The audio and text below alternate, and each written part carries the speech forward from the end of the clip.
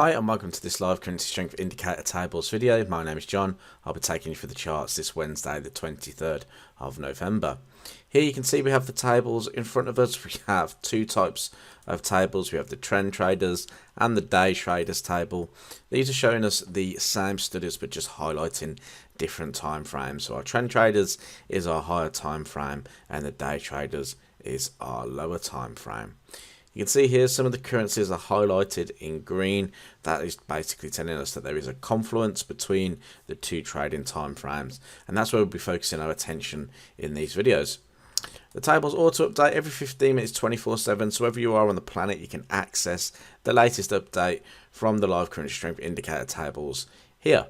So what are they telling us today? Well, it's telling us, the trend traders, that the New Zealand dollar remains the strongest currency. You can see that there on the day traders as well, both in the S1 position, followed by the Swiss franc on the trend traders table, followed by the pound.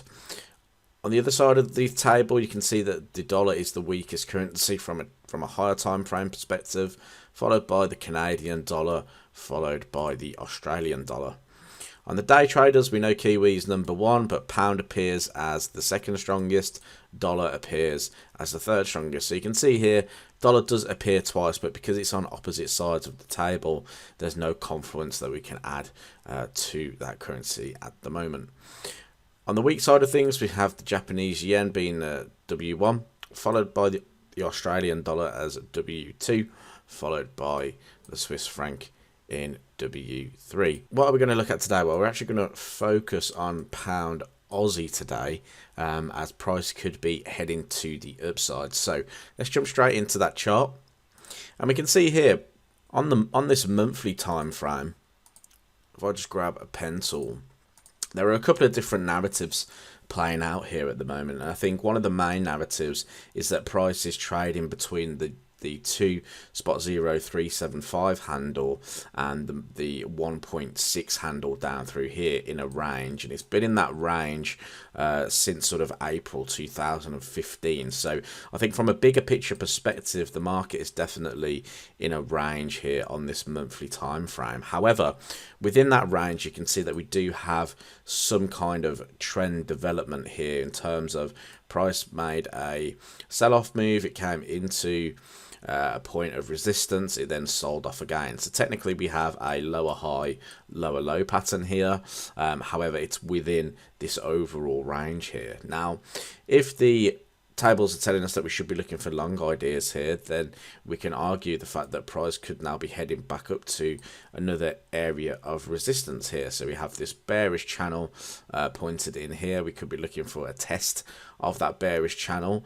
Alternatively, we could be looking at the 1.9 handle, because it was these previous monthly highs in here. So a couple of upside targets there, the bigger picture sort of trend line and the higher time frame horizontal support and resistance at 1.9. So let's head down the time frames. I'm actually going to skip over the weekly. We're going to have a look at the daily. Now you can see I've put a red line in here. Now that was the last time we featured pound Aussie on the tables, and you can see that at the time we were looking for rejections at the 1.77 handle. We had that. Price then aggressively moved to the upside into that level there. We had like a quick test of the 1.77, then price rallied up to the 1.8125, which was a 450 pip move. So if you did look at that at the time, then you could have caught a potential move up to that 1.8125 handle. Now, what's happened with price recently? Well, we've kind of hit that 1.8125 handle. We've then traded back to the downside and found support back at the 1.75 handle, and arguably the 200 daily moving average running through here as well. So price finding support here, it could give us an opportunity to see price trade back up to that 1.8125 handle, and if it was to break through that, could head to that long-term trend line resistance, which just sits here on the chart. Now, if we are going to look at this opportunity, we have to look at how far price is away from these key areas, because from a trend trading perspective, you want to be looking at long opportunities down here, down towards your 200 moving average. However, price has already moved 400 pips away from that point, so you may want to consider more of a day trading opportunity than a swing trading opportunity. Now, if I was looking at it for a break of the high there, you still have 180 pips to look at. The only problem is your stop loss is going to be around 500 pips if you were going to put it below the previous swing low. So what you want to do is go to your lower time frame. Now on the 4-hour time frame, you can see that there's a lot more information that we can use, and there's a lot more information to give us an area where we could put our stops and targets and things like that. So you can see here I've marked the high of that sort of little range where price found support at the 1.75 handle. The highs of that is around 1.78, and you can see that price has traded through that 1.78 handle recently.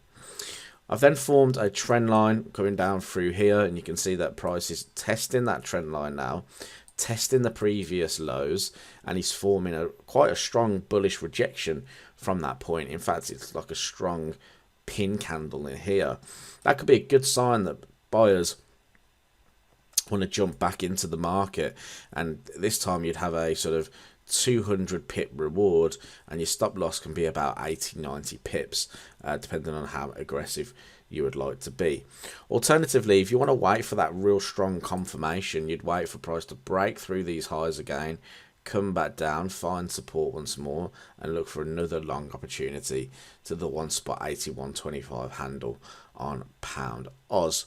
So keep that in mind. I do think like this is more geared again towards a day trading opportunity rather than a swing trading opportunity, unless price pull back quite significantly. You know, if we did see a drop from here, maybe back down to the lows of the 1.75, that's when I'd be eager to look for a long from a day trade, from a swing trading point of view, or trend trading point of view. So keep your eye on pound Oz. Next area of interest could be that 1.80-125 handle. Above that, we've got that trend line resistance, and above that, we've got the 1.9 handle. So keep your eye on that one. I hope you enjoyed this video update.